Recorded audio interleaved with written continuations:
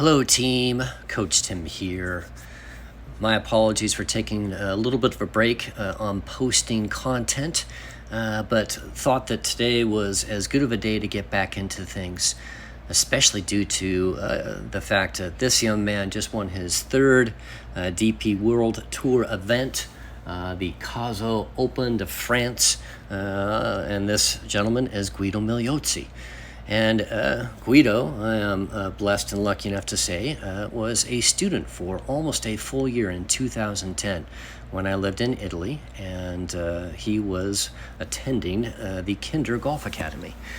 And he already at that time, while he was a young teen, had an incredibly keen mind for a competition, an incredibly keen mind to be able to execute golf shots. And that's exactly what he did on the 72nd hole at this beautiful tournament, okay? And, Guido had to hit a 200-plus yard iron shot over water, carrying water to a back right hole location with water guarding the front right part of the green. And perhaps as you watch Guido's golf swing right here, you see that this golf swing is designed to execute that golf shot. This is Guido's stock shot, a little bit of just kind of a bleeding cut shot, okay?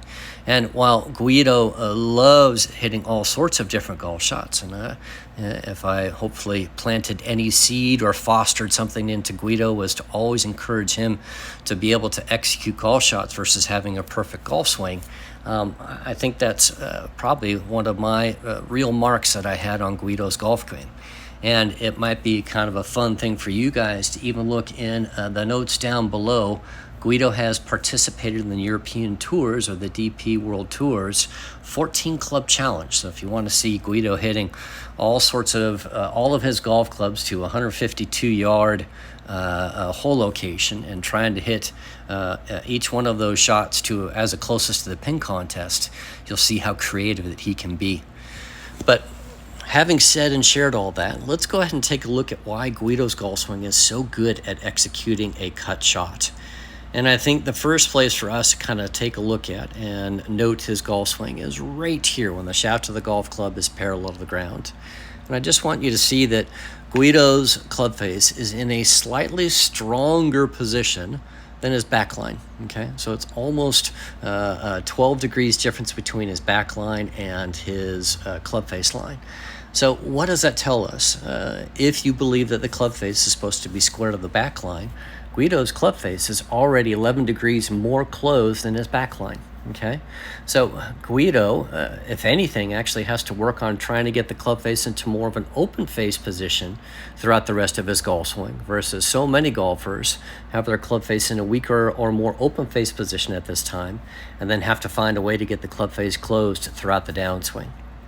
So Guido, of course, does not need to do that. He's already got his club face in a very strong position, okay?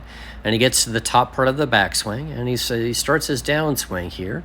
You're going to see that his club face there is a little bit more open. There, it's probably close to being square to his backline. And as he comes into the hitting area, so he's gotten the club face into a little bit more of an open face position compared to his backswing position. I want you to notice how he swings the golf club and how it arcs ever so slightly to the left through impact. Okay, that is a perfect matching up sequence to a club face that is pointed to the right or slightly open. So if you want to hit cut shots, that's exactly what you want to try and do, is that you want a club face that's open to the shape of your swing circle, the shape of your golf swing, down through the hitting area. And Guido does that at a world-class level. Okay. Another really kind of fun, noteworthy thing to share with you is just look ever so slightly past impact, and look how Guido's club face is still in a relatively neutral to open face position. Look at his right arm. Look how it looks like it's more still kind of pointing up towards the sky, that he hasn't rotated his hands over the left hand, and that he's not flipping the club face. He's trying to keep the club face into a very neutral position throughout the hitting zone or the hitting area. And that's one of the reasons that Guido, as well as all of so many world-class players, play with a much more stable club face. So he's doing this here at a very high and elite level. Okay, so hopefully that's kind of a fun and cool thing to be able to see, and just maybe even have you guys start to potentially bend into your golf game if you want to be a little bit more consistent with your technique and you want to hit golf shots that curve to the right for a right-handed golfer. Now, one last thing that might be kind of a fun thing to share with you. I want you to see how Guido's arm swing is relatively short, right?